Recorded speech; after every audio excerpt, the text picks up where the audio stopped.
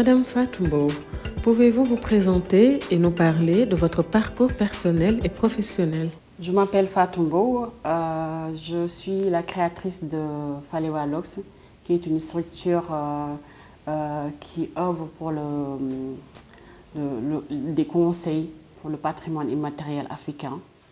Donc plus particulièrement dans l'identité capillaire, je l'oriente en accompagnant mes clients dans tout ce qui est acceptation de soi à travers l'identité capillaire. Donc j'ai un parcours assez atypique. Je suis juriste de formation et je travaille en tant que juriste pendant plus de 10 ans. Mais la passion du cheveu était tellement ancrée en moi qu'à un moment donné, je me suis dit, je ne laisse pas le juridique complètement.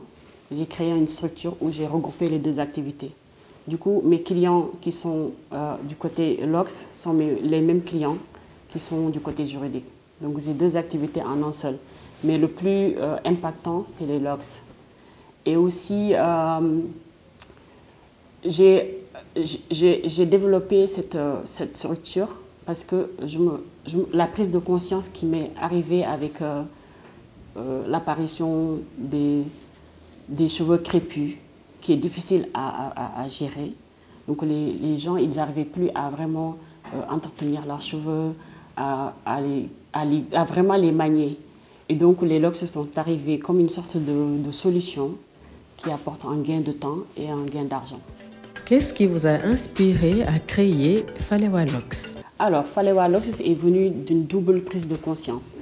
Pour moi-même, je cherchais à me reconnecter à mes racines, à mon identité naturelle, à une acceptation de soi, parce que c'est un cheminement qui a débuté presque depuis que je suis toute petite.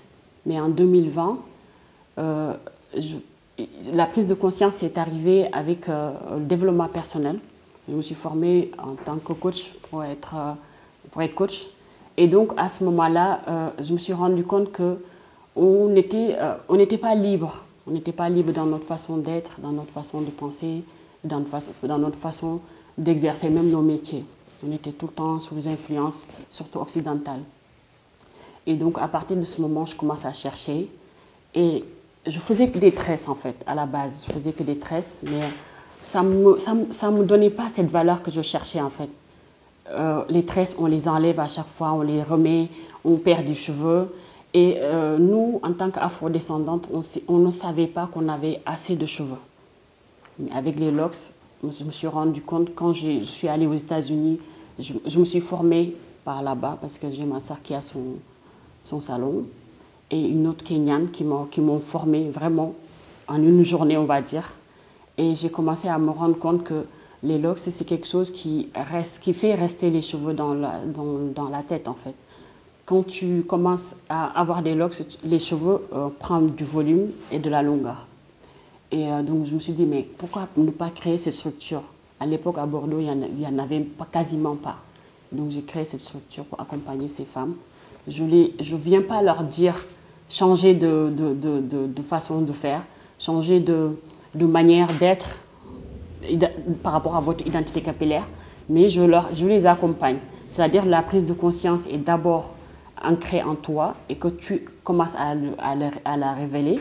Et à partir de ce moment où tu as une prise de conscience, je peux t'accompagner. Mais je ne viens pas comme une donneuse de leçons, en fait. Et deuxièmement, ce qui m'a motivée pour Falewa Locks, c'est vraiment d'accompagner ces personnes-là et de vulgariser toute cette culture et tous ces rituels. Que représente l'identité capillaire pour vous? Alors, l'identité capillaire est tellement liée au patrimoine immatériel, parce que le patrimoine immatériel africain, c'est comme une sorte de fil invisible qu'on ne voit pas, qu'on ne peut pas palper, et qu'on transmet de génération en génération. Donc c'est ce qui relie l'ancienne génération et la nouvelle génération. Donc les locks ont une histoire tellement lointaine, on ne peut même pas les situer.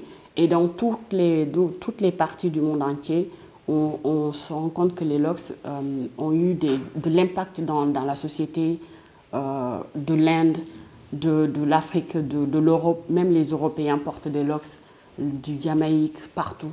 Et ça a une signification tellement importante pour chaque coin de la population, de ces populations mondiales, que je me suis rendu compte qu'en fait, ce n'est pas quelque chose de palpable, c'est même plus que de l'art, en fait.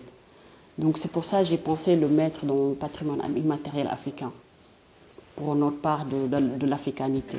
Quelles sont les valeurs fondamentales de votre entreprise et comment se reflètent-elles?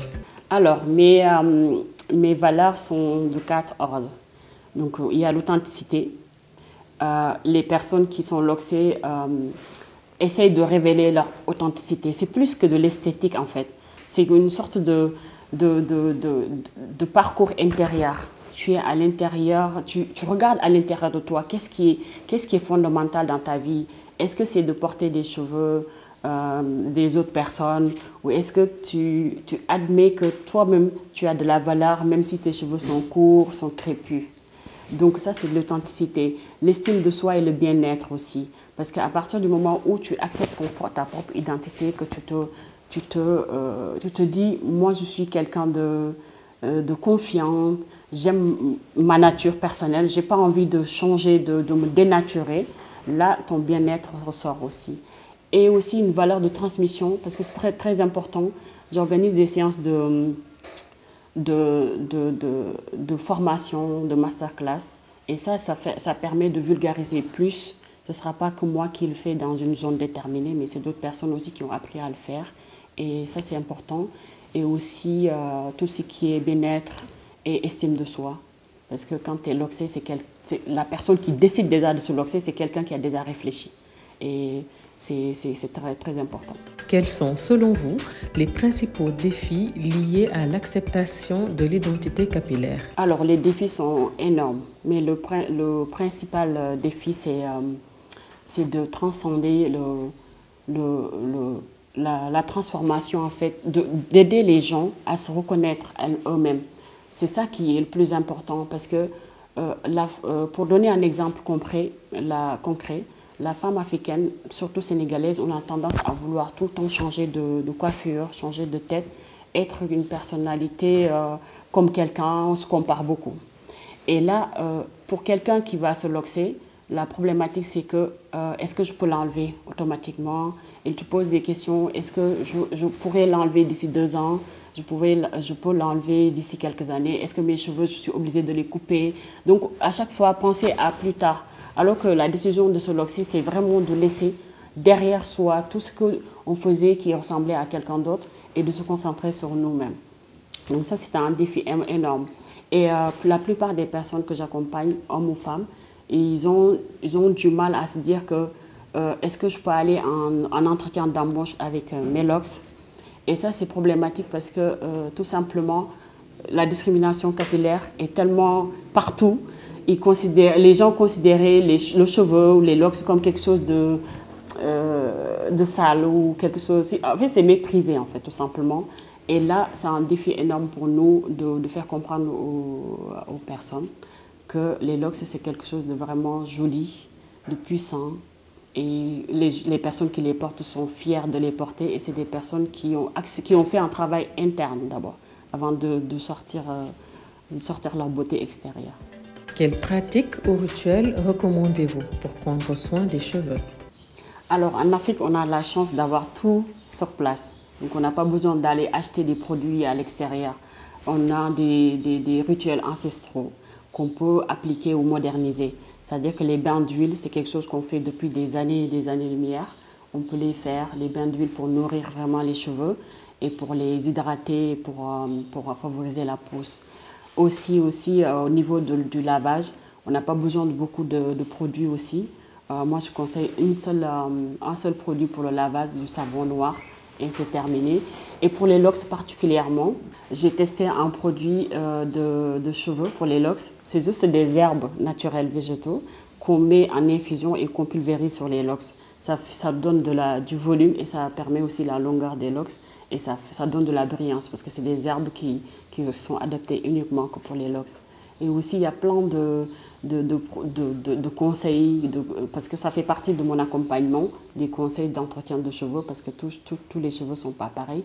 Donc, ce qui est valable pour toi ne peut ne pas être valable pour moi. Donc, en fonction du type de cheveux, et voir vraiment comment on peut allier le naturel et le bien-être des cheveux. Pour finir, quels sont les projets de Falewa Locks? Alors, mon mot de la fin, vraiment, c'est de sensibiliser encore une fois et de demander à nos sœurs et nos frères de s'accepter tel qu'on est. Et le cheveu fait partie de l'élément important pour l'acceptation de soi. Parce que si on regarde quelqu'un, la première chose qu'on va voir, c'est sa tête et les cheveux en particulier. Donc, au lieu d'aller importer les pratiques d'autres personnes, on peut accepter nos cheveux et les valoriser autant que possible. Et aussi pour mes projets futurs, la formation. Donc développer, sensibiliser déjà pour que tout le monde, pour que ce côté méprisant des locks sorte en fait de nos modes de fonctionnement, de nos modes de pensée, et considérer les locksés comme des personnalités, comme moi je les vois actuellement, parce qu'ils sont différents, c'est un autre niveau, c'est un autre level, c'est ce que je dis à chaque fois. Et aussi, j'ai créé un podcast, c'est un espace d'échange et de partage en fait. Donc, toutes les personnes qui sont locksées sont invitées à venir partager leur parcours, leur façon de s'occuper de leurs locks et leur façon vraiment de comment ils ont fait leur parcours de locksé, quel a été le déclic qui a fait qu'ils ont décidé d'embrasser cette coiffure. Et aussi un livre qui va peut-être bientôt sortir, un livre romancé qui va vraiment parler de mon parcours, d'inspirer de mon parcours. Ce ne sera pas autobiographique, mais c'est un livre qui sera romancé, qui sera illustré aussi par des personnalités très très importantes qui sont locksées, et qui montrera aux gens, aux personnes, que les locks c'est très très important.